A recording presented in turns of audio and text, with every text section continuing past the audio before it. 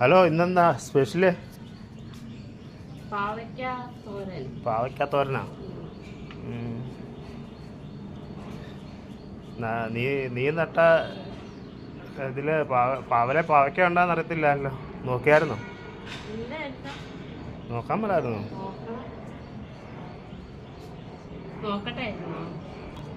നോക്കിക്കേ.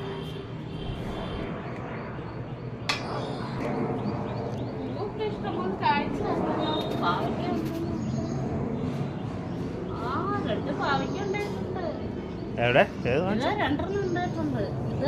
ഓ, തകർത്ത് മക്കളെ. രണ്ട് പാവയ്ക്ക ഉണ്ടായിട്ടുണ്ട്. പൂവൊക്കെ ഉണ്ട് ഇനിയും. ഇതോ നമ്മുടെ പയറയിലൂടെ പൂ ഇട്ടിട്ടുണ്ട്. ഇതുണ്ടോ? ആ, കൊള്ളാലോ. അതും ചടിച്ച്. ഇതെന്താ പയറായോ? ഇത് കുഞ്ഞ് പയറുമായി. കറ്റാർവാഴയൊക്കെ നല്ല അടിപൊളിയായിട്ട് നല്ല തഴച്ച് വളർന്നു നിൽക്കുന്നു. കറ്റാർവാഴ ഉണങ്ങിപ്പോകുന്ന ഞാൻ വിചാരിച്ചത്. കറ്റാർവാഴ ഉണങ്ങിയതല്ലേ കൊണ്ടുവച്ചത്. പക്ഷെ അത് നന്നായിട്ട് കിളുത്ത് വന്നിട്ടുണ്ട്. ഇഞ്ചി പറിക്കാൻ ആയെന്ന് തോന്നുന്നു അല്ലേ? ഇല എല്ലാം പഴുത്തു തുടങ്ങി. വേറെ ഒരു കുഞ്ഞു പാവനും കൂടെ കിളുത്ത് കയറിയിട്ടുണ്ട്.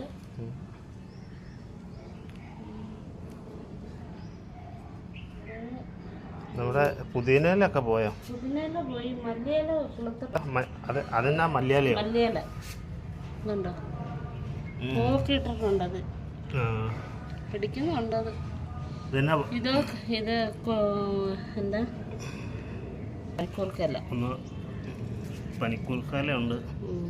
ആ ജലദോഷം വന്നാലും വളമായിട്ടിട്ട് കൊടുക്കുന്നത്. ഇത് മാതാവിന്റെ അടുക്ക ഞങ്ങള് ഡെയിലി ഞാൻ കൊണ്ടുവന്ന് ഈ ചെടിക്ക്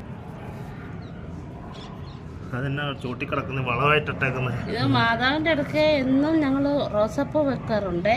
അത് ഉണങ്ങി കഴിയുമ്പോൾ ഞാൻ ഈ ചെടിയുടെ ഒക്കെ ചൂട്ടിക്കൊണ്ടിടുന്നത്. അത് വെളിയിലൊന്നും കളയാൻ പറ്റത്തില്ല, ചവിട്ടാൻ പറ്റത്തില്ല. മാതാവിന്റെ പൂവല്ലേ. ഏതായാലും എല്ലാം കരിഞ്ഞു പോകുന്നത് വിചാരിച്ചതാ.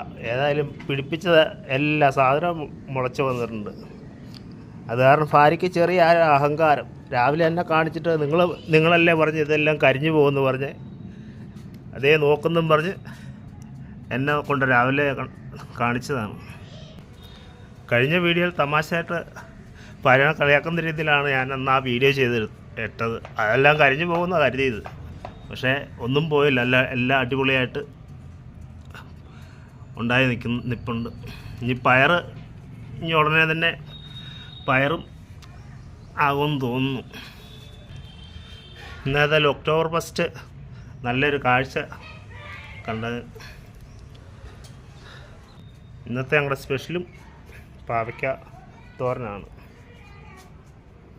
ഇതുപോലെ ഒരു ദിവസം മാർക്കറ്റിൽ നിന്ന് കൊണ്ടുവന്ന പാവയ്ക്ക അതിൽ നിന്ന് കുരു